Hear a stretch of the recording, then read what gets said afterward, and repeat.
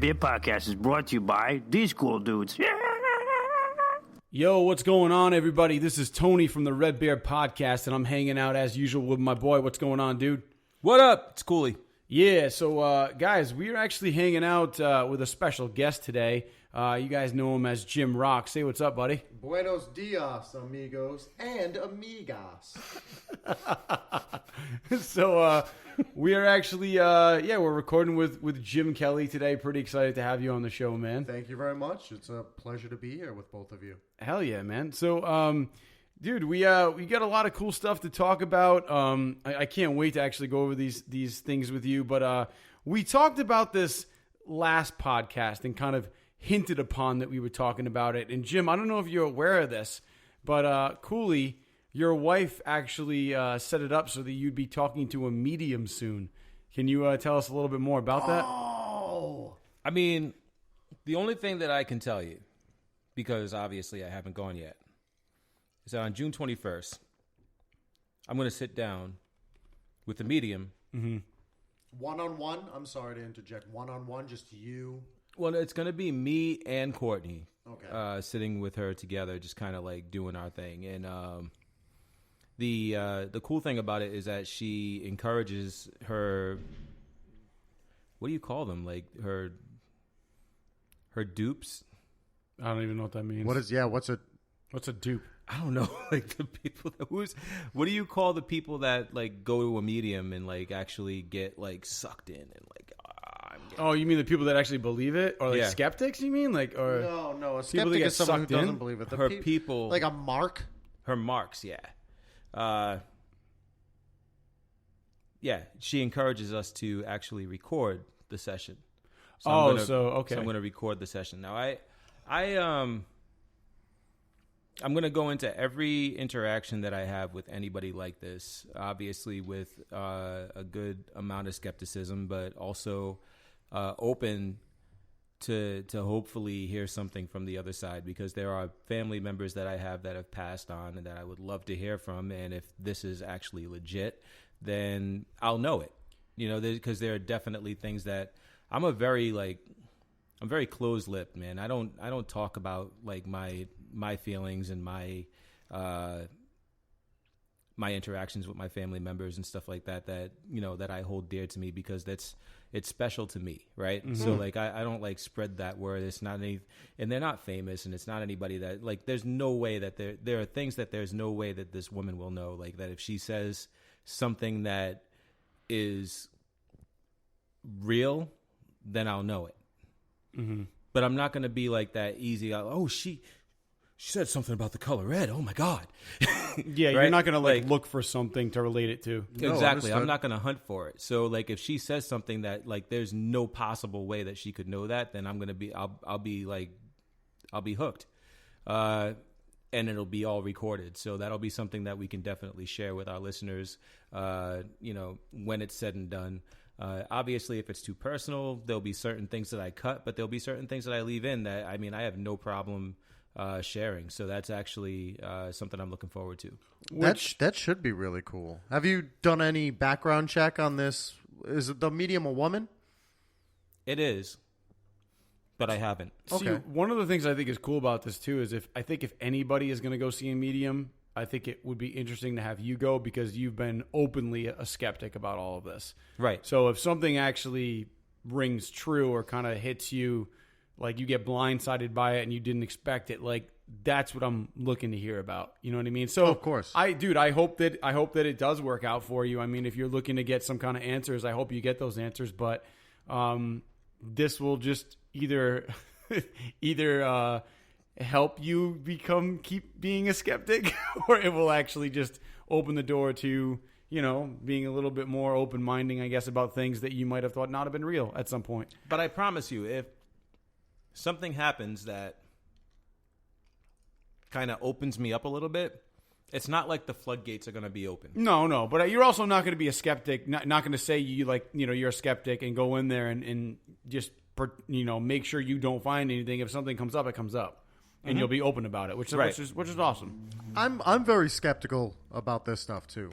My mom goes to see a lot of them, And I didn't know that. Yeah, she does. She's Really? a fan. Yeah, she she kind of like she works at a place that hosts a lot of mediums too, and she always puts herself on the list so that she's working when they're there. And to me, it just seems like, hey, everybody, all right, I am seeing shoes. And then someone's like, my late husband wore shoes. And they're like, oh, yes. Was it black shoes? He had black shoes. He's like, oh, my God, did they have soles? Oh, no, that was me. That was me. My brother died. He had shoes with soles. Oh my God! Oh, they were black. Yes, I'm feeling that. But let's stick with you. What were the? Was there socks involved? Oh no! That wasn't me. Oh, the socks have passed over. The socks say they're in a better place. The socks say they're in a better place. Stupid. Oh man. I mean, I brought the other sock. As your mom, you will be reunited in heaven. Has your mom ever actually has she attested to anything that's like real has come through? She's told me that she's believed, I think, one of them. Right. And I basically am kind of an asshole about it, and I'm just like, that's bullshit, Mom. Right. You don't know what you're talking about, but what do I fucking know? Right. I mean, I don't know. I've never really been to a medium. I mean, I guess I've been to a psychic, if you want to call it that, and that person was trying to tell me my future. And dude, it was at Rhode Island College. It was in like the student union ballroom. They had like this psychic day, and I went in, and I'm like, whatever. It's on like my break, or I was working at like Campus Card, and they were like, oh, just go if you want. We're dead. So I walked up there. I sat down with this guy, and he's like, he's looking at, or it was a girl actually. She's looking at my palm, and she goes, "Oh, you have these lines, it means that." She goes, "I see you in a field of." I said, "Well, what do you?" I actually asked her. I said, "What do you think I'm gonna? What's in my future? Like, what do you think?" And she goes, "I see you in a field of meteorology." And I said, like, "Really?" I was like, "I've never had an interest in meteorology before." And she goes, and then we start talking more. It's like another 5 minutes, and I'm very like wary of the questions she's asking me, like what she's trying to find out. And so just to throw it out there, I was like, yeah, I don't know what I want to do in my life. I was like, right now, I was like, I like to entertain. I was like, I'm taking some acting classes. Like 5 minutes later, she goes, I see you in a field of entertainment. I'm like, get the fuck out of here. Like I said, you just said meteorology, and then I told you I act, so you said entertainment. I was like, I think I'm done. I went to one of those with my friend Roger. Right. And she told Roger, she's like, I see you in a very famous band. And that's not the case. He's very happy. He's happily married. Yeah. But he's not touring the world. No. Nor does he need to. But I'm just saying, like, she screwed that up. Yeah, she messed that up big time. So apparently this medium had seen like a friend of the family's or whatever, and they said some things that were really like strangely ringing true. Like, right. Like, oh, I see a woman and she's with a little girl, and she says that she's still with you guys, and she sees you through the eyes of the owls. Now, apparently, like the mother of this family had passed away, and she had all these paintings in the house of like freaking birds and owls, right? And there was a miscarriage, a recent miscarriage, and they didn't know like if it was a boy or a girl, but the thought was like, well, maybe it was a girl that they had the miscarriage with, and like obviously like they were talking about the mother that passed away that was seeing them through the eyes of the owls, like, which was a really weird. That's a pretty specific reference. That does seem specific. So if it's anything like that comes up, then that's going to be like like whoa, like I'm looking for something specific like that. Now, they also like when my mother-in-law made the appointment for me, she was on the phone with her and she said that she was feeling something through the phone, and like don't worry, your friend is going to be just fine after surgery or whatever. And apparently her friend was like going into surgery. And like, obviously, this person didn't know about that. Right. So there's definitely. Is she okay? Yeah. No. Do you? We just had drinks, around a fire like the other night, and she was there. So it's the stuff that she's coming up with is actually like legit so far. Like, and we'll see what happens when I go to see her. When you said that she was feeling something from the phone other than what she said, like what was that? Did she Not feeling from the phone, like feeling through, like while I'm on the phone with you, I'm actually feeling a presence come through, and they just want me to let you know that. Oh, the medium said that. Yeah. Oh, okay. All right. That's Were you interesting. on a landline or was it? Oh, it wasn't me. It was my mother. Were you on a landline or Well, was it I'm just curious. Yeah, I'm not sure if it was like I'm not sure if it was a landline or a cell phone, but It probably wasn't a walkie-talkie, was it? or what the medium was on. I don't even know if she was on a landline or a cell phone. So It could have been like a Motorola, like, and then like you say something, but who knows? But no, dude, I think that's crazy. I think if this medium, from what you're telling me, seems pretty legit, it would be awesome if you got some stuff answered. I think it'd be badass. I'm like super psyched for you, man. I can't wait to hear about it. Yeah, we'll see. I mean, it seems like this is probably one of the more legit like mediums in the area. So, And the fact that she's allowing you to record it, I think lends her, in my opinion, a little bit more credibility than most. right, Because Yeah, if you allow that's somebody to something record special. it, they can always tear it apart later. yeah, So it'd be interesting, though, after you do this, depending on what the results are, I would be very interested to have Bruce Calver listen to it and see what he thinks. Because he's like the king. He's a magician that we work with. Like, he's been all over, and he's like pretty famous. Yes. He actually doesn't believe in any kind of psychic or medium. He says that it's all like smoke and mirrors, and like it's all about asking the right questions. So I'd like to hear him listen to it and then see what he says, depending on what the results are. Regardless, would be yeah. interesting. I would love for her to not ask me any questions and just tell me shit.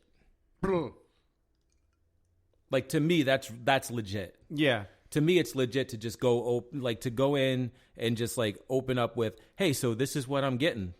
Boom. And that's actually Right? that's a pretty legit thing to do. I mean, why they need to ask you questions to tell you, what's coming through. Exactly. I also feel like that there are certain people that do that, though. Like, a lot of people are going to call me bullshit, but like that Long Island medium, like her. Like, I believe in her. I believe in her, dude. She'll like be in a supermarket and just walk up to somebody and be like, "Hey, I know this is crazy. Like, I know that this is a weird place, but this is what I do."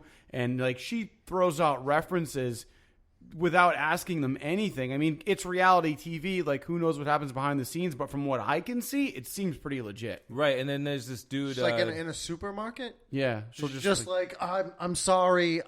This is gonna sound weird, but don't eat the grapes. They're your ancestors. yeah, That's her, Teresa Caputo. Yeah, Caputo. Yeah. And she's got like these Sexy long name. nails. She's like, "Hey, I'm from Long Island," hey. Yeah. She just kind of. Hey, bada bing. And I love her. Read your I love her mind. husband. Her husband's always like rolling his eyes, like, "Oh, will you not like just go up to this dude, please?" He's like, "Can we please just have our spaghetti at this restaurant?" "Yeah, like don't." Oh, He looks fuck, like she's Daniel doing it. Craig, bro. I'm getting a vision from the she's spaghetti. doing it again. Oh, jeez. It's like it needs Parmesan. There's another one. This dude, like the Hollywood medium or something like that. Oh, I've seen him. He's like blonde, like this blonde kid. yeah. Yeah, like he does like sketches and shit like that. But like he's pretty legit too. He doesn't ask any questions. He just like comes right out and is just like, "Yeah, this is what I'm getting. See, blah blah blah." And like everybody's like, "Oh my god." See, the one guy that I watched a lot with my mother that people probably think Jonathan Edwards? is John Edwards crossing over. Like he would ask questions, but to the point where like it was they were so vague. Like he would see like, "Oh, I see roses, and when I see roses, it's a reference to this." But then he would bring up something, and once the person said like, he would narrow it down. Though it wasn't just like roses and then like 10 people. He would throw out something that was very specific, and then he would narrow it down, and like that stuff was very real to me. But like I said, it's also reality TV, so who the fuck knows? See, what the happens. thing with Jonathan Edwards is like he was in a studio, right? Every time I saw his show, it was like he's like standing up in the studio. There's an audience that's sitting out there. He's got his little Bobby Brown microphone on his head, and he's walking around and he's asking questions. But we all know that those people had to line up to get in, and we don't know like what happened. Like, you know, did they fill out a questionnaire? Did they fill out a form? And those are things that I've thought about too. Yeah, so like that's the only thing with him. But with Teresa, it's like you said, she's out and about. Like she'll just be in a supermarket and be like, "Oh, hey, I just talked to your cousin." Yeah, and like, you know, she's talking about like a cousin that died 3 years ago. Yeah. And she just talked to him like 2 seconds ago, and he wanted me to let you know something. Boom. And you know, it's really weird, but listen, this is what's going on. Like that's to me, that's pretty chill. Like that's like legit. Well, dude, I gotta say, man, I'm so interested to hear what's gonna happen with all this, and I can't wait to see how it's gonna go down.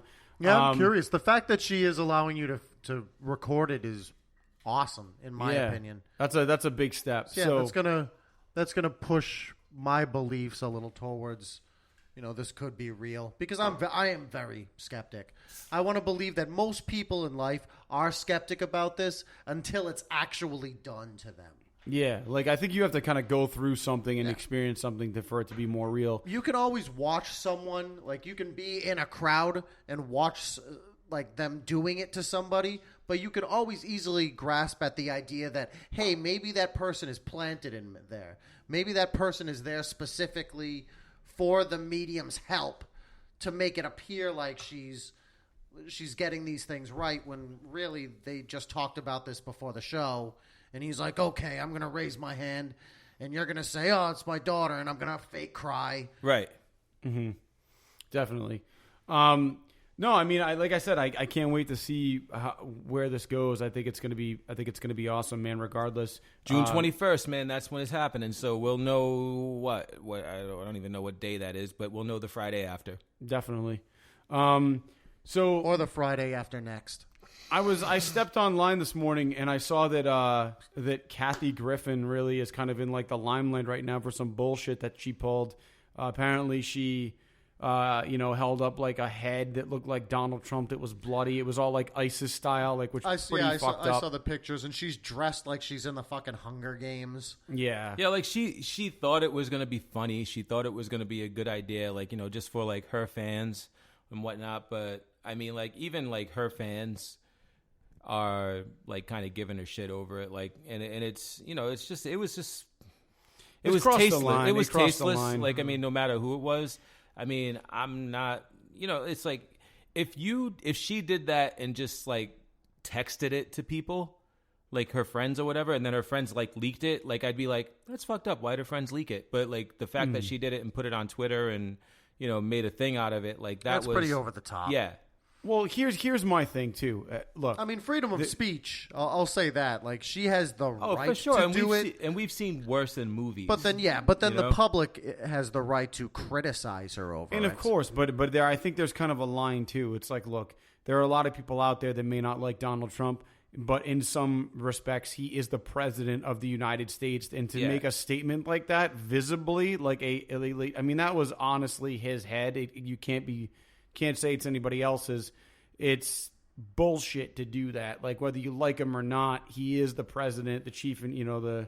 I can't stand him, and I think it was wrong. I mean, well, that's the thing. You know who doesn't think it's wrong? ISIS. ISIS must be having a field day over this. This is a big win for ISIS. Well, they're big. She's exhibiting ISIS behavior. It's not a big win for ISIS. I feel like it is. ISIS doesn't give a shit about Kathy Griffin. I feel like at least one member of ISIS saw that, and they're like, "Ha Kathy Lee, not Kathy Lee, Kathy Griffin on our side." I like how they sound Chinese. I don't. You know, dude. You know me. I don't do accents well. I can do like goofy voices. Hey, how's it going, ISIS? Yeah. But that's not how they sound. I don't. Maybe it is. Who knows? Yeah. We don't. Nobody knows how they really sound because they always disguise their voices with helium.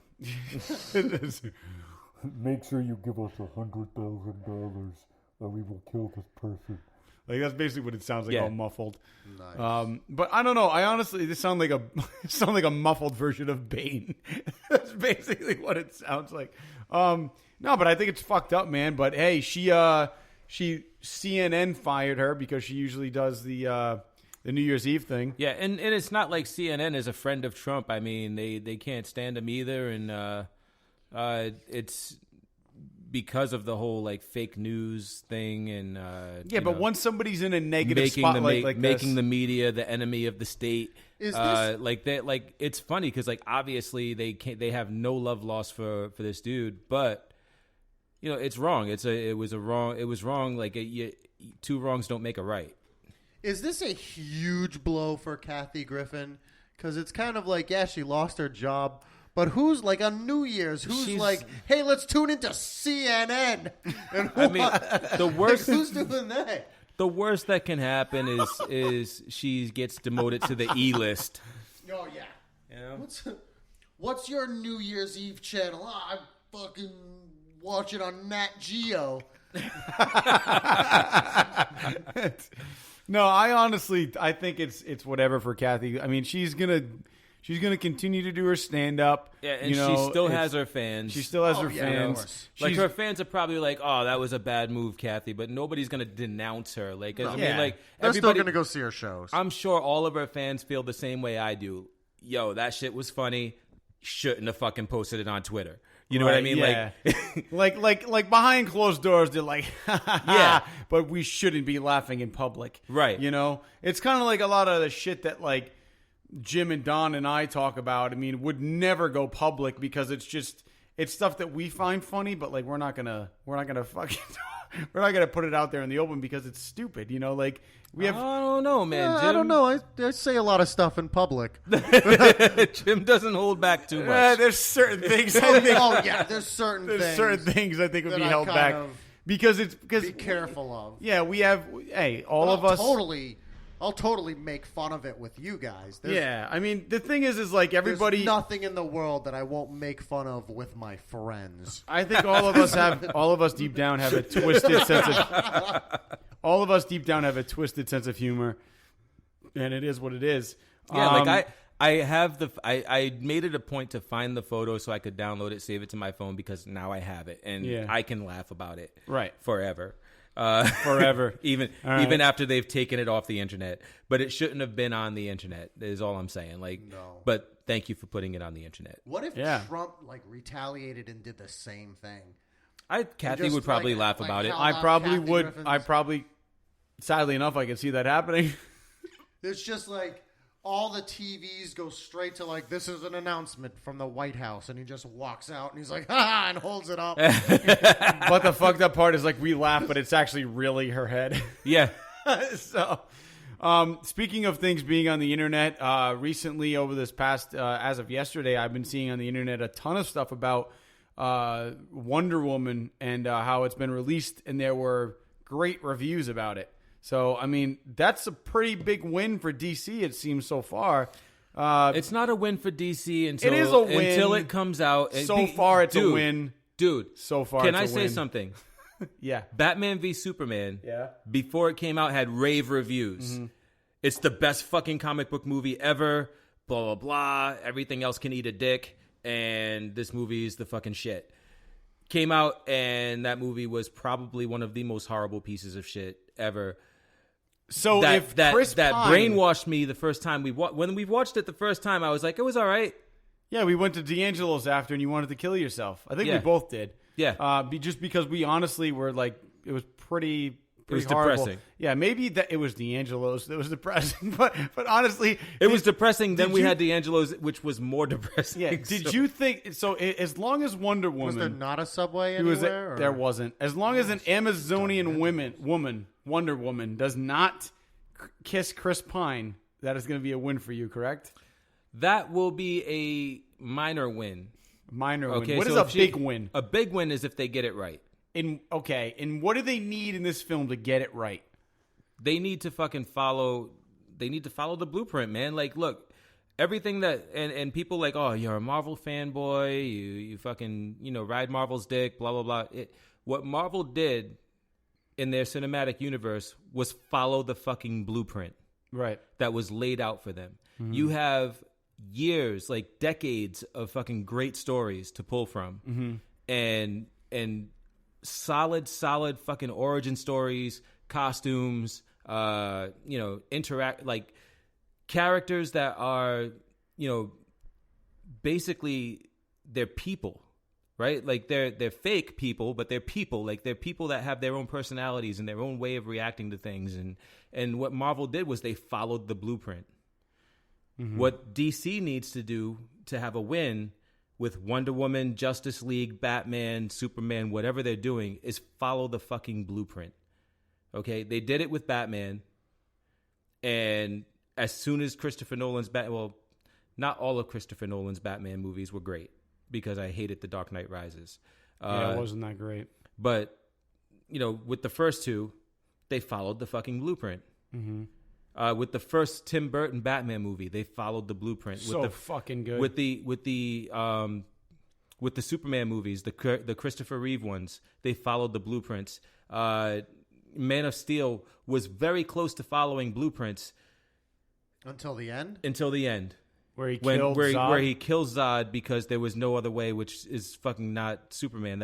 He would never do that. Like, I get why he did it, but for my entire life, I always questioned, why won't Superman kill these motherfuckers? And like, here it is, he never like, did. And now he does, and it's just like, dude, that's not fucking Superman. Yeah, right? That's just like murder. when he did it, I was like, makes sense in the real world. Yeah, totally but made sense. As a character of of DC who's been beloved and he never killed anybody, this ruined it. If I was Superman, I would murder people. Oh yeah, if I was, yeah, but we're not. Which is why you're not Superman. We're not Superman. Probably people who didn't deserve it. Yeah, there's all like, and one of the things that he's always said, jaywalking's a crime, and then eye lasers. You say jaywalking? Jesus. One of the things that he's Just always said as a take out character, a guy who's on his way to the supermarket. One of the things Superman's always said as a character is there's always another way, right? Yes, always. There's right. always another way.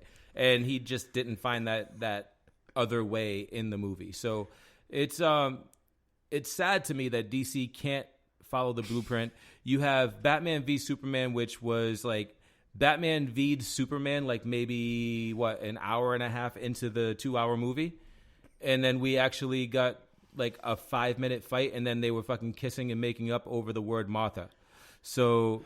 Yeah, well, hey, it's Batman v Superman. I'm hoping that they got it right with Gal Gadot because she's fucking hot. She was like the best thing in Batman v Superman, in my opinion. And because of that, I think there's some hope for Wonder Woman. I think that she's going to do a great job. From what I can see, the previews look great, but they're previews. So we'll see what happens. But honestly, you're taking a pretty decent sized sampling of people who get advanced screenings, which all either related to the studio. No, yeah. Not all the time. No, we are not. Maybe we are not necessarily related to studios, but we've gotten advanced screenings to Deadpool and other things that we've gone to see, and we don't have studio connections because the movie was good.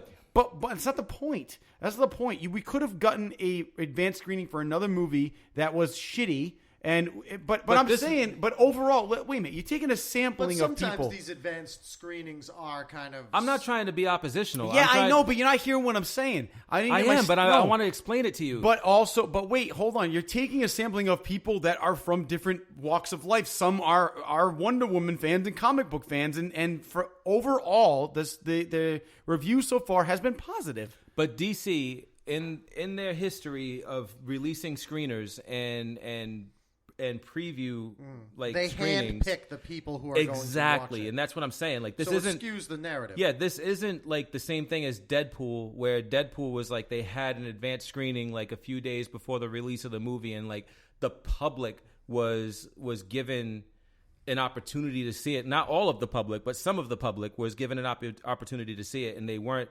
like interviewed. Like these are people that are either related to the studio, or they are diehard DC fans that want nothing but greatness for DC, and they're going to see this movie with fucking rose-shaded glasses on.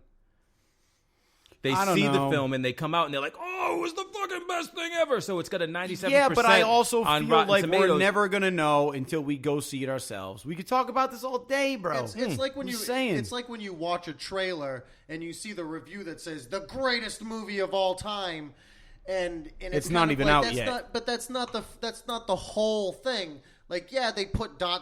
greatest movie of all time, but what could have really been written is like the complete piece of shit. But my blind, mentally challenged cousin thought it was the greatest movie of all time. Jesus. Yes. Yeah, Yes. I mean, like I said, I mean they're all very good points. If you're talking about hand picking an audience, We don't know. we don't know. We're not going to know until we see it. Let's mean, hope I said for the same Cooley's thing. sake that Wonder Woman does not kiss Chris Pine because that he'll walk out. I said the same thing about Ghostbusters, though, that we're not going to know until we see it. Yeah, and that was horrible. It was awesome. It was awesome in a horrible It was way. a good movie. It was a piece of shit. But anyway, It actually did well. it did horrible. They didn't even make the fucking money that they put into it. Are you kidding me? No, I mean, I didn't mean it did well money-wise. I mean, they did a good job with it, and I think people just fucking neglected it for no reason, so... No, they neglected it because it was a shitty movie. But anyway, so... I don't know. I'd have to watch it again. I think maybe I'm just a chauvinist. I just don't believe that women are capable of capturing ghosts. Saying the exact thing that no one would ever say is why I have this kid on the fucking podcast.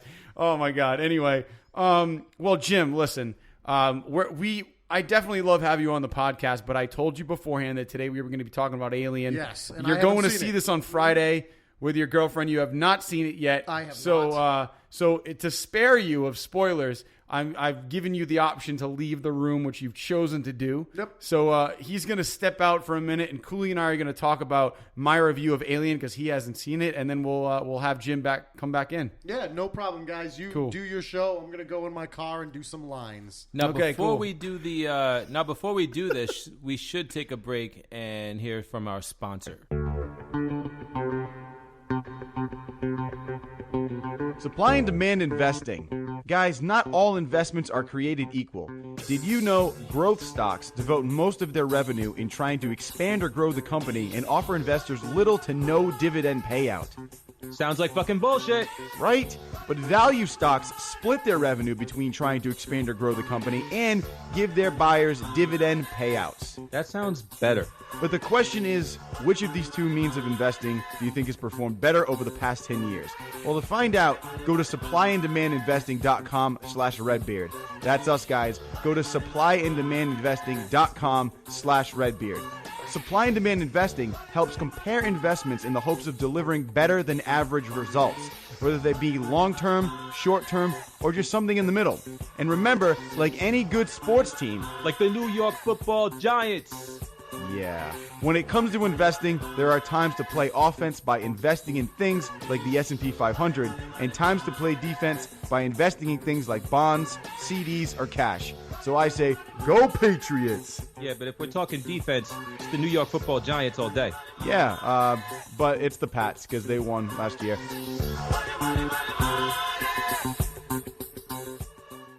All right, man. So we have been talking about this for weeks, about theories and what exactly we think is going to happen. And Lord knows it happened. I went to go see Alien Covenant. You didn't go yet. I didn't. I don't know if I'm going to because of all the negative shit I've been hearing. I mean, I've heard... all right, if I was going to break it down into percentages, I've heard maybe like 90% negative shit, 10% positive shit. And I'm not talking about like... Look, you gave me a lot of positive shit. Mm-hmm. You didn't tell me everything because you wanted to talk about it today.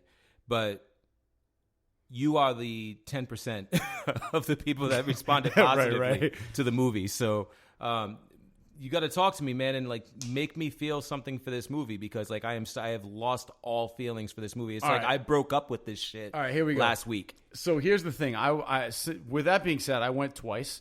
I went. Better yet, hold on. I am the blind date that fucking didn't show up. I fucking stood this movie up last week. Fine, dude. Because of all the negative shit that I've heard. Yeah. Which is fine. I mean, I like I said before in the last episode, I feel like if you're a big fan of the Alien franchise, you're really going to have, things to like about it. If you're not, and you're kind of like about Alien movies, you might not give a shit. But for me, I'm invested in this, and I really love everything about the franchise. So for me, not going to lie, there were some things about it that I didn't necessarily like. I went the first time. I was probably about 80%, and then I went a second time because, my mom loves the franchise and no one was going to go with her. So I was like, Mom, I'll totally take you. So we went, and she loved it. My mother, being a big fan of the Alien franchise, loved it. So here's the thing. I wrote some notes down in the second screening just to kind of talk about this. Now, I'm going to talk about, the positive things first. The positive things.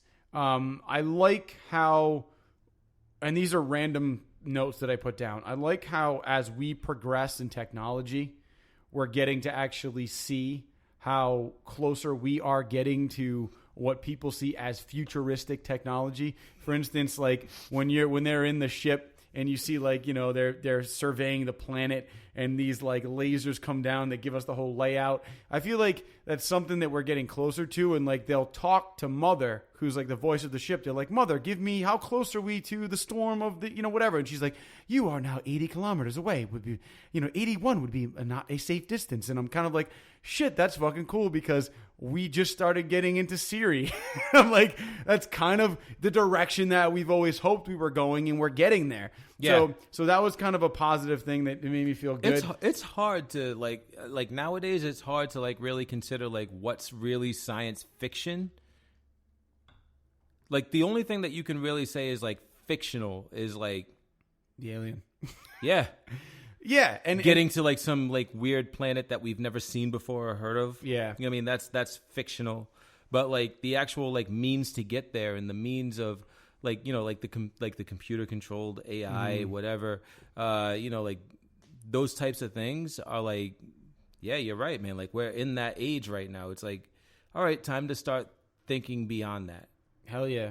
It's crazy. It really was crazy, man. I mean, I think that it's very possible for us in the near future to actually go to distant planets once we find out that we're not alone. But it's crazy, like things like hypersleep, which don't affect aging, and also, being in a hypersleep chamber for 7 years. Like these people were going on a mission for 7 years to get to a planet. Like, can you even imagine somebody being like, "You're going to go to sleep for 7 years. Wake you up when we get there." What? I can't even imagine that, dude. But that's stuff that could happen in the future. Now, hypersleep, like, how does it work in the Alien universe? Well, all I know is that you go into it. Is it ageless? Yeah, you go like, into. Do you wake up with the same like physical capabilities that you went to sleep with? Exactly. So they like Ripley in the original Alien series. She woke up in the second one, and she, like her. It was an accident. She should have never been asleep for that long. But like her daughter had already like grown up and was like a grandmother, was like older than her, and she had missed her entire life. So there are things like that are disturbing aspects of how things could go wrong. But with that being said, that was one of the cool things. I thought that Michael Fassbender was phenomenal. He played two different characters. He played the new android Walter and the android David that he played in the first movie. You got to see. You got to become more familiar with his point of view. Like David is a free thinker, right? Was he James McAvoy good? If not better. I mean, I think James McAvoy is a good actor, but I asked, like, you saw Split. Yeah. You saw how he handled multiple roles in the same movie. Mm-hmm. Like, was it like that? Was it that good, if not better? It was that good, but there wasn't going to be much of a difference between the two characters because he is still an android. Where James McAvoy had completely different personalities. Like Walter and David are very similar, but in specific ways they're different. Like one of the things about this movie, and I'm going to talk spoilers, guys, so that's why Jim's not here, but deal with it. If you don't want to hear it, turn it off. Walter is an android who is he doesn't have the ability to create anything, where David did. David also was a model you find out they did away with because he scared people. Because like he was a model, like he's he become was obsolete. Like Old Navy model, or a model like, that they don't make anymore. Yeah, oh, okay, all right, because gotcha. Because he doesn't. He had the ability to be a free thinker, and the fact that he could make his own decisions scared humans. He shouldn't be able to think like a human, right? He should be able to only follow a certain moral code, and Walter can only do what humans want him to do. Right, he can't make decisions. He can't kill anybody. Things like that. Where David could technically go that way. And David does things, but depending on what he thinks is right. Like I said, he doesn't have a moral David's code. like Ultron. Yeah, in a sense, very very good parallel. I respect David's point of view, but I don't necessarily agree with it. The other thing is. I really liked a lot more than I thought. I really liked Danny McBride in this movie. I thought he was great. He actually took away the yelling Danny McBride, and you got to see him actually get emotional in some scenes, which I thought was really cool. I haven't seen that side of him in any movies yet, and I thought this was a good opportunity to see another side of him as an actor. So I thought that was really good. There were certain scenes when you bring in the alien that we all know, as far as the CGI, I thought was decent.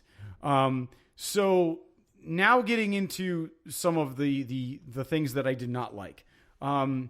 Things that are written into the script because it's technically a horror sci-fi movie.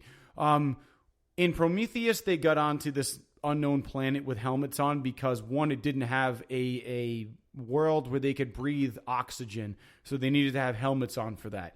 I think helmets can be good for a couple different reasons. You're not breathing in unfamiliar air. You're not breathing in things that could possibly be harmful to you that you haven't had the time to scientifically analyze yet, right? So that one might be one reason. They get off this ship, which has an oxygen-filled land, and they are breathing in whatever. So your ears, your nose, your eyes, whatever, are open to whatever you come in contact with. So, and the fact that they didn't wear helmets, I thought was stupid, regardless if it's an oxygen-filled atmosphere.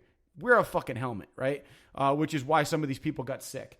The other thing, too, is that the alien that came out of the first and second person, I thought, had pretty bad CGI. I thought it was pretty shitty. Just to kind of piggyback on what you're saying. Do it. You know what allergies are, right? Right. Like your body's just not used to having, like the pollen or whatever it is that you're allergic to, and it doesn't have the antibodies to like fight it, and you end up getting allergic reactions. Right. You're on an alien planet. You can breathe oxygen, sure, but I am fucking positive that there are tons of things on this planet that you're going to be allergic to. Yeah. No, definitely. I mean, and that's the problem is that, you're going into an unfamiliar planet, which first of all, they didn't plan on going there. They had a mission to go to this planet they had already done tests on, or had surveyed extensively, and then all of a sudden they get a radio transmission from Dr. Elizabeth Shaw in the first movie, who she was basically playing around with the ship's controls that he took off on, and it's a transmission of her faintly singing, I think it's Old Country Road by John Denver, and basically symbolizing that she wants to go home and has no way of getting home. Right, okay. And they go to that planet because they hear a human voice, and there's no way that anybody could be alive on that planet, so they go there, which was the wrong choice, and they find that out when they get there. But they're walking onto this planet and they're stepping on these things that it looks like some kind of animal took a shit, because they're little balls of looks like crap, right? And they step on them and these spores come out, and they're activated by anything in the air that's of living tissue. So this guy's in the woods having a smoke, and he steps on one of these spores, and the thing comes up, and he blows a smoke ring, and the particles that were in the air activate because they were touched by something in his air, his oxygen that he expelled from his mouth. They activate, they fly around, they form into this little fucking thing that goes into his ear, and they show you it goes into the ear canal and goes into his tissue and spreads like a fucking web. And all of a sudden, like fucking 2 hours later, you gotta, and that's the other thing about this movie.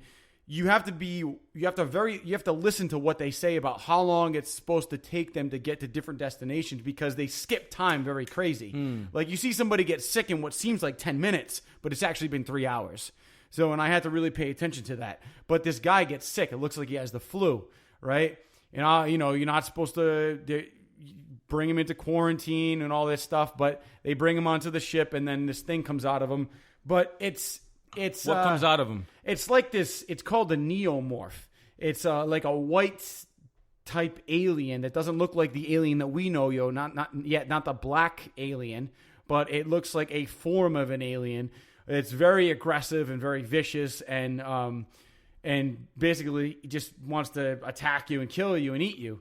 But is it does it look like the alien, only white? Yeah. Oh, yeah. It does symbolize what we know as the alien, but some different features. Like the back of the head is pointed. It's not rounded. So there's some similarities. Obviously, it looks like an albino alien with some differences. Why? See that because, right there just kind of and I'm gonna explain that. So there are there's a lot of things about this movie that were confusing to people, and I think that's why they didn't like it. Is the pathogen that goes into his ear is very different than what we know makes the alien now, and I'll explain that. So no, I know that. Like, I get that, but I'm saying, why introduce, like,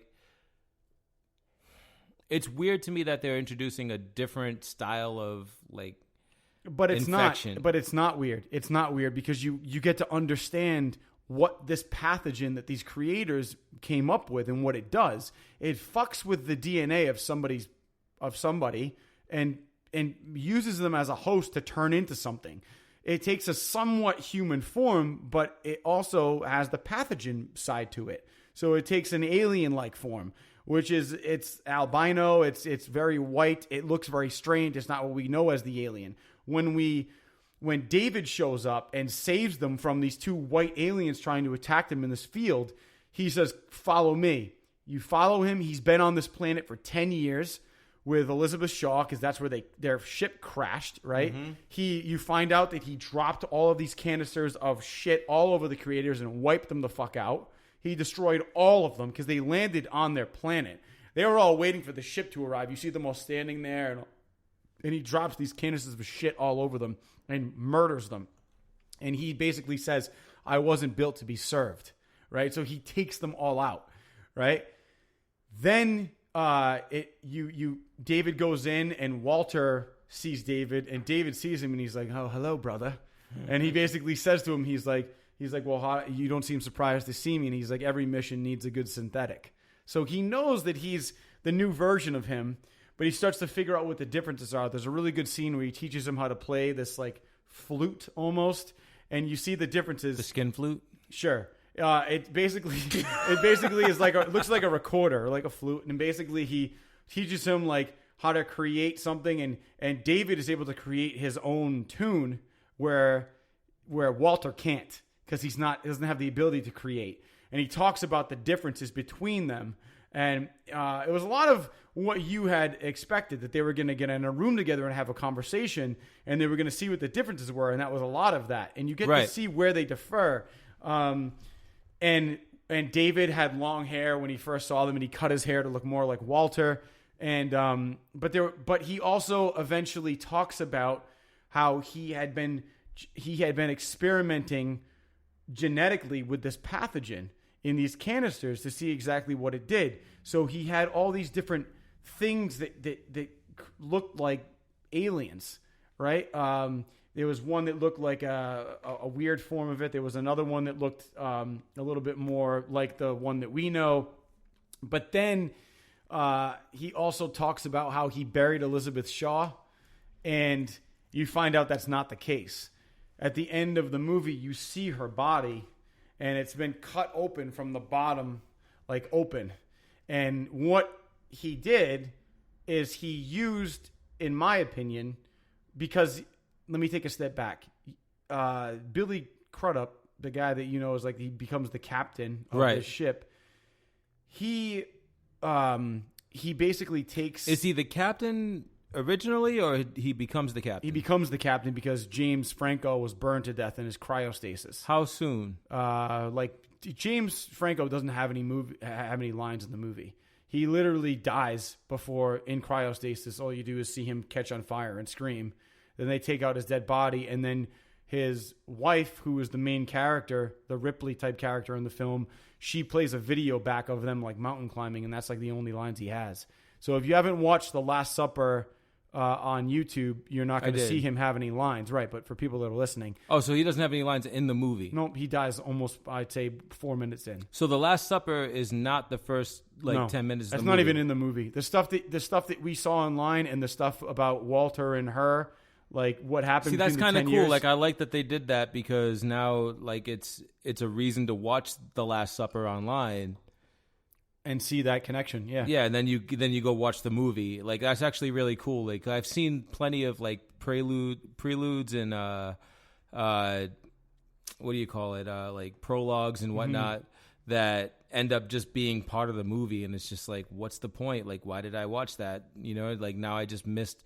Now I watched 10 minutes of the fucking movie that I just paid to see. Right. Like it, but it's cool that they did that. They separated the two. Yeah, definitely. And the thing about this is that they, she basically sees him die and is struggling with that the entire film, and you see Billy Crudup's character basically goes into this. He's having David explain everything to him. You know, like, you better tell me what the fuck's going on, or I'm gonna seriously fuck up your perfect composure. That's a line in the movie that was funny. And they get to this room where you see all these eggs, right? Mm-hmm. And he tells him, he's like, oh well, what are these eggs waiting for? And David says, mother. And he says, it's perfectly safe.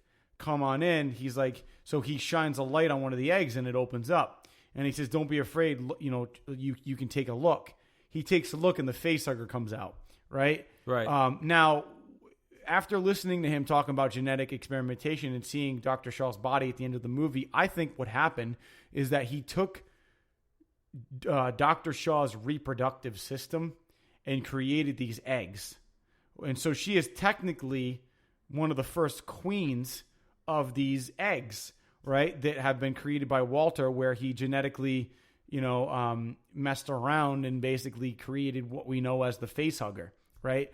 So when the facehugger jumps onto Billy Crudup's face, it bursts out, and that is what becomes the one alien, or the second, like the alien, xenomorph. The xenomorph in the film. There are two of them, but there are two xenomorphs. There are two xenomorphs, and one comes up later in the film. I'll let you guys figure that out. But basically, that is what we know as the alien. So I've heard that there's too much. And I asked you this like before, but you wanted to wait until we talked about it on the podcast. I've heard that there's too much of the alien to like actually make it like very, I don't know, like because like the original suspenseful. Yeah, because the original Disagree. Alien movies like were like they were not hiding, but they were like hunting. Okay, so here's the thing. Agree and disagree. I disagree because I don't think there was too much of the alien. I think what they did wrong in this movie was the gestation process is completely off. Like when something goes into somebody, now the whole like spores that go in, I don't know how fast that works, but all I know is that when a facehugger went on somebody in the first Alien movie, it was on the guy for 2 days. And then it fell off by itself and died, right? And then it took him about another day and a half for it to burst out of his chest.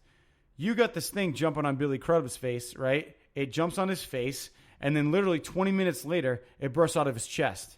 Right. Bullshit. That doesn't happen. In the first Alien vs. Predator movie, they got that all wrong too.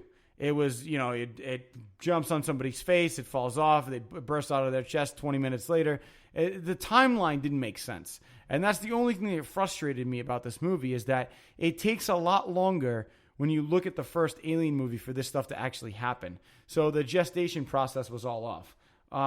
The other thing, just a couple last things, is that I think that, Daniels and T are the only person to survive. At the end of the movie, you see Walter, which, interestingly enough, like, well, I'm going to disregard that comment. I want people to watch this movie to figure out how it ends. But I will say this: there are 2 androids, so you take a guess to which one makes it out. Anyway, that's all I really want to talk about at this, aside from one more fact that the people that hold guns in this movie are horrible shots. Anybody who is holding a rifle that has short or fast, like continuous bursts, if there's an alien in front of you, please don't fire short bursts. Just fucking unload on this motherfucker. And they're like, is it dead? Is it dead? I'd be like, so the fucking thing wasn't moving. Yeah. These people are dumb. So, and they're a lot harder to kill, apparently. But then again, so that's all I got on Alien Covenant. What do I give the movie out of 10? I'd say I give it an 8. An 8? You said a 7. Yeah, but after seeing it a second time, I give it an 8. Okay. There's some things I missed in the first movie, but I watched it again and I brought it up to an 8. My mother watched it and I asked her before she left yesterday, I said, what do you give it? And she said an 8. So, and that was before I had made up my own. And that's somebody who's only seen it once, and she's a big fan of the Alien franchise. She really loved it. It opens it up for another one, which, as far as I know, Ridley Scott is going to do one more, which leads into the original Alien. And as we talked about previously, Sigourney Weaver is going to be coming back to do a follow-up to Aliens. 3 and 4 didn't happen, with directed by Neil Blomkamp, also starring Michael Biehn, who played Hicks, so he's going to be coming back. And it has to take place after the second, because if you're familiar with Aliens, in the third one, he was already dead. So I'm looking forward to see what happens with that. I guess one more thing I'll say is the Aliens movies, or the Alien movies, really need to stop paying tribute to past heroines like Ripley.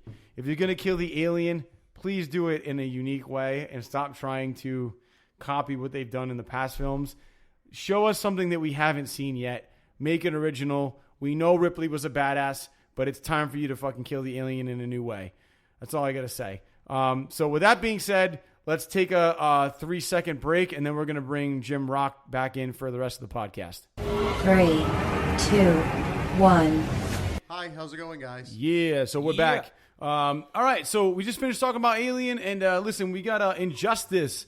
We picked up, all of us picked up a copy of we all Injustice. grabbed it.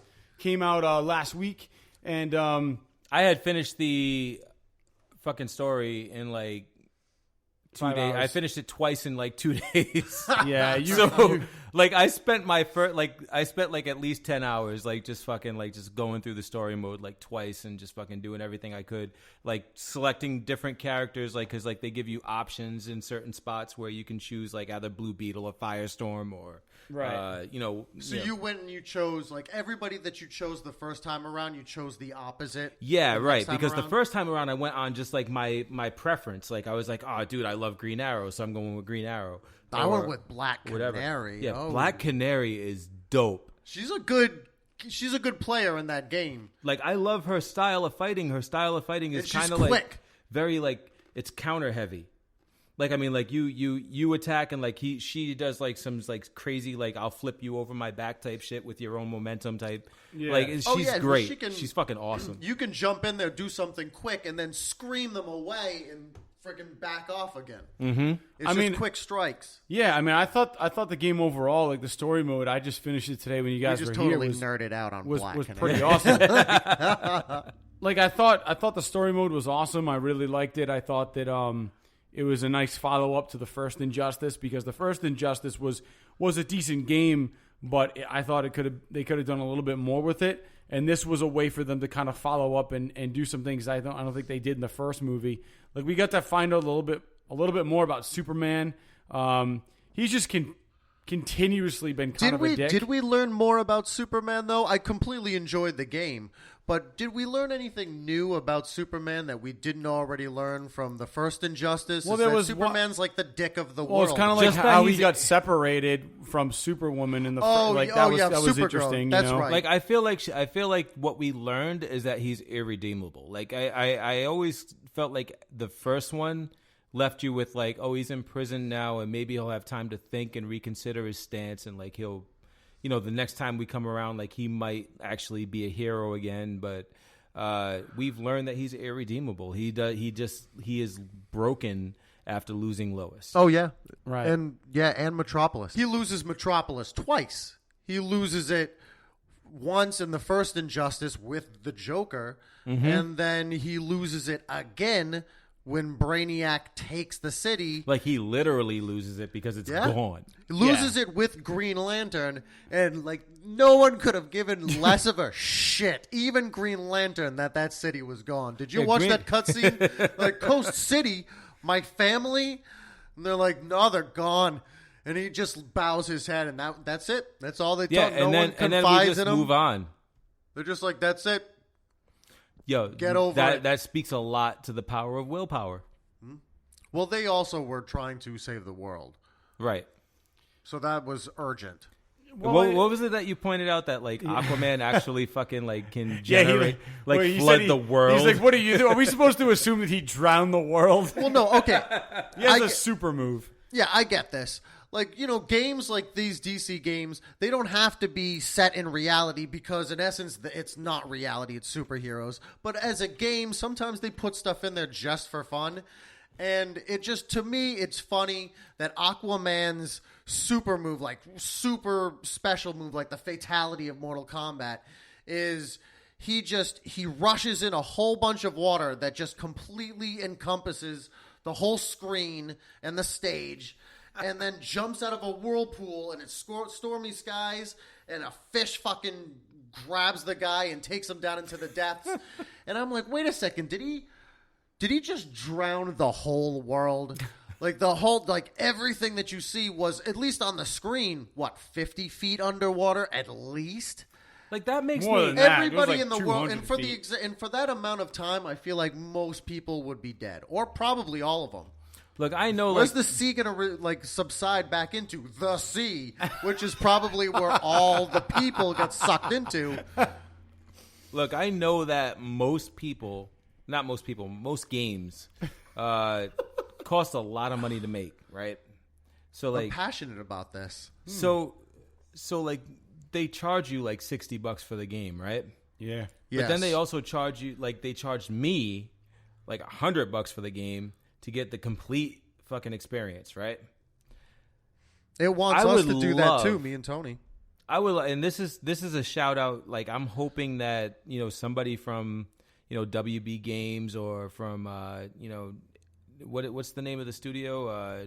NetherRealm Studios. NetherRealm Studios. I'm hoping that somebody hears me and understands what I'm telling them.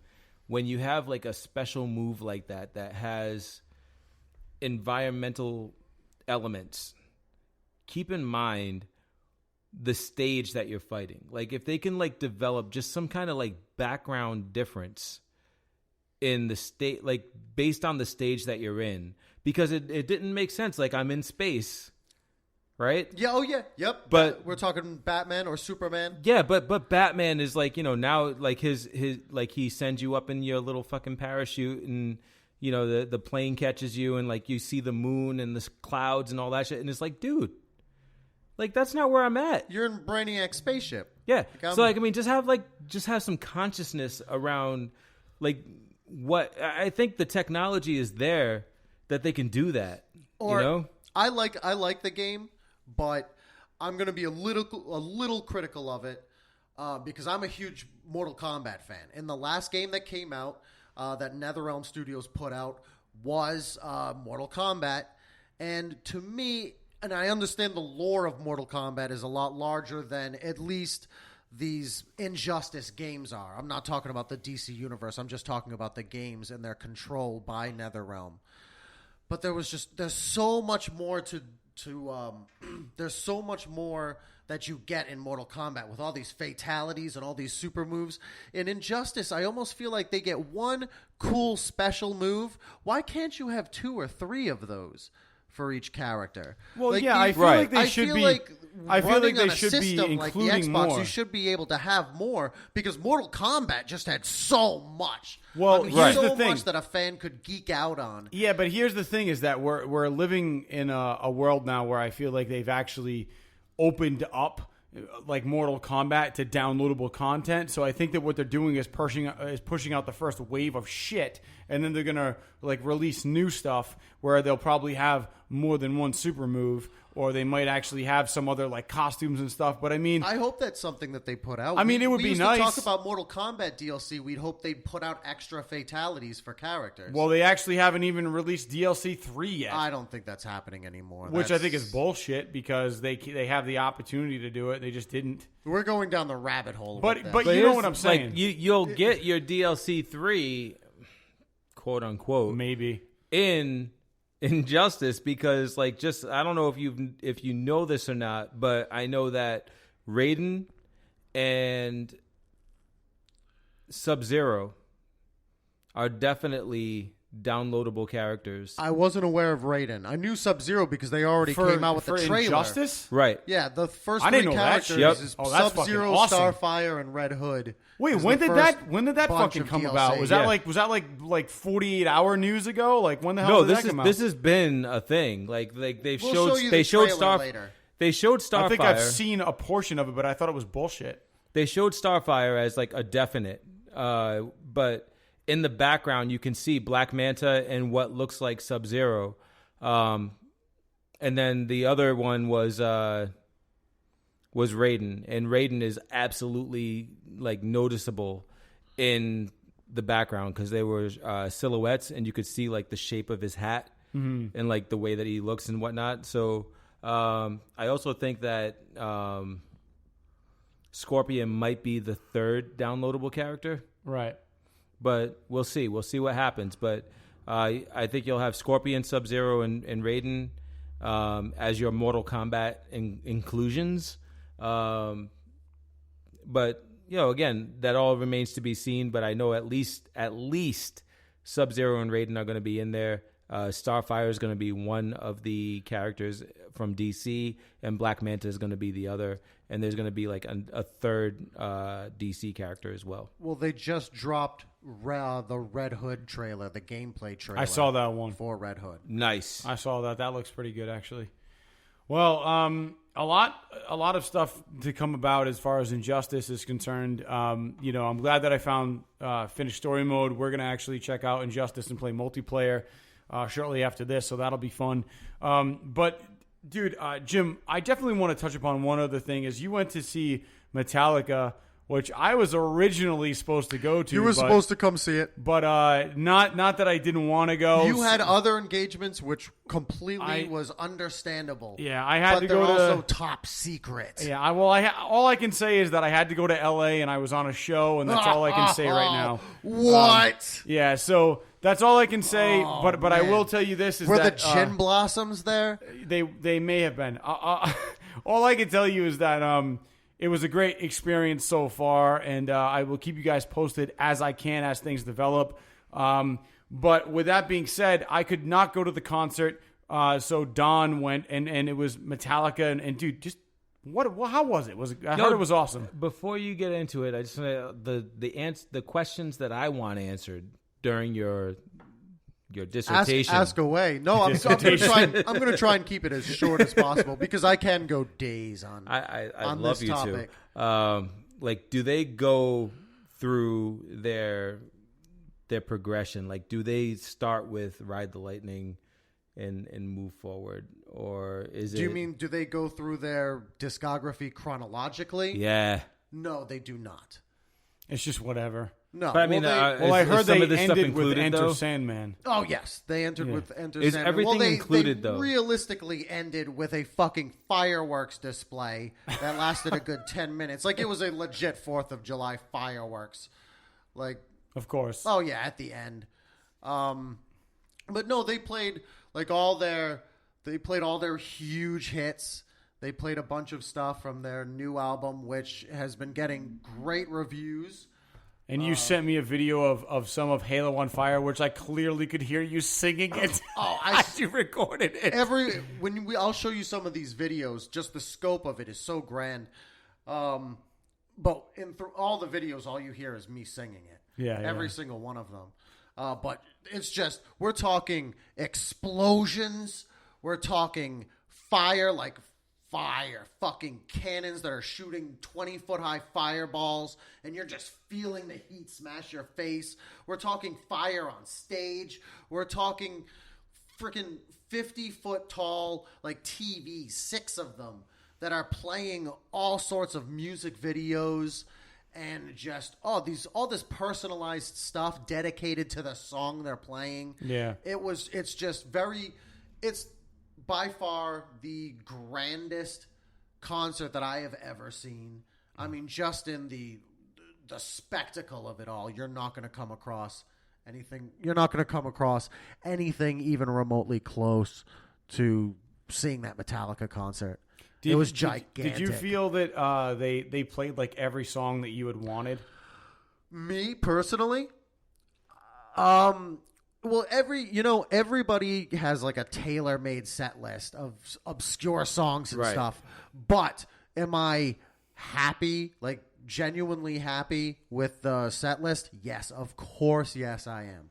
They hit on like the big songs that I wanted to hear. They played The Unforgiven, which is my favorite song. Nothing Else Matters. You sent me the video of that. Nothing Else Matters played. They played Fuel and Master of Puppets, and they played this song Halo on Fire, which happens to be one of my more favorable songs of the new album. Who's that bassist now? Rob Trujillo. Yeah, but he used to play in Suicidal Tendencies. Wait, and he also used to be a bassist for Ozzy Osbourne. And he's been the bassist of Metallica for how long? A long time. He has been a bassist for Metallica since 2003, right after they recorded their Saint Anger album. They hired Rob Trujillo right before they went on tour. Right. Did he start right after Newstead or? Not right away. Jason Newsted quit before he could lay down almost any bassist tracks on Saint Anger, their 2003 album. So the producer, Bob Rock, who has been a long-time producer since the Black Album, he played bass on that album. But he's like the giant Hispanic dude, right? Yes, he's a giant Hispanic dude. Like he's like fucking like. And ripped. he's got these like 4 long kind of dread ponytails. Yeah. Okay. Well, he doesn't have that anymore, but he did. He did, right? I know who you're talking about though. Like that dude is fucking massive. Yeah, he's big. He Yeah, nobody. I don't know, man. Like I just haven't been satisfied with anybody after Cliff though. Cliff Burton. Yeah, well, Robert Trujillo is the only other bassist that doesn't use a pick when he plays. It's very reminiscent of Cliff Burton. We're going down a complete rabbit hole of Metallica. You just wanted to know how the show was, and it was huge. It was gigantic. So Don actually told me that like one of the best parts of the concert was actually like he's like, I was walking around with Jim. He's like, and Jim was like a little kid in a candy store. This is his quotes. He's like, he was like, oh my God, that shirt's from 2001. That shirt's from, like, I have that shirt. Like, he's like, dude, he's like, Jim was losing it. He's like, I was having the best time just watching him geek out over this shit. I'm a huge Metallica nerd. Metallica is your band. I'm not the number one Metallica fan of all time. But I do own 40 Metallica shirts. Jesus Christ. Yeah, all the Pusshead friggin' Yeah, artwork. I'm a big fan of their Pusshead work. Yeah. Well, dude, as awesome as this sounds, man, I'm sorry that I couldn't make it, but there will be another time, and I will make that one. But thanks for giving when that other time comes. Yeah. Let's make sure that I get a heads up. Hell yeah, man. Because I will definitely fucking buy a ticket and be in because I love Metallica. Like it's the first heavy metal group that I ever got into. Yeah, me too. I'm more of a hip hop guy. Like out of everything that I listen to, then I like. Who's your favorite? Favorite what? Who's your favorite artist of all time? Like hip hop or out of everything? I mean, if we're talking, say both. Like I would say Metallica just because of they have a, believe it or not, like their roots, like they're all musicians, right? Oh yeah, hardcore. And that's a thing for me. Like I like people that are musicians first, and then are like Superstars heavy metal later, yeah. Superstars later, right? Like these guys like fucking know how to play their instruments. Yeah. And like so, it's between Metallica and the Roots. Okay. Because the Roots are an Both actual incredible choices. Yeah, they're both fucking musicians first, and they both they all do their thing, their individual thing perfectly. I'm a My Chemical Romance fan. Of course, yeah, love them. But Unfortunately, they disbanded. Exactly, but I feel like the individual pieces of that band they got to be Metallica fans because I feel like they all kind of like have like a Metallica influence. Of course, we have to. The next episode should just be all music related. Word, I'm down with that. Awesome. Yeah, definitely. Yeah, let's do that. Definitely, man. If there's another, we've got way too much to talk about on this subject. If there's another Metallica concert, I am down. We should have an episode just on music and Metallica and our favorite bands. But on another note, I think that's pretty much all we got right now for this week on the Redbeard Podcast. Jim, I just want to thank you for coming on, man. It's a pleasure as always. Thank you. So, and Cooley, you got anything else, bro? Just that one thing. I got Overwatch on sale for $38. It was the Game of the Year edition, which came with a bunch of shit or whatever. But that's neither here nor there. But I do heavily fucking endorse Overwatch as a game to pick up because it's a lot of fun. You can play 10-minute fucking rounds and just like get your game on. There's a ton of different characters that you can get, and each one has a different way of playing them. We'll talk way more about it next time. But for now, I just want to get the word out that this is definitely a game that you should be into. Awesome. Hell yeah. We're all picking it up. All right. Well, we will catch you guys next week on the Redbeard Podcast. Until then, later.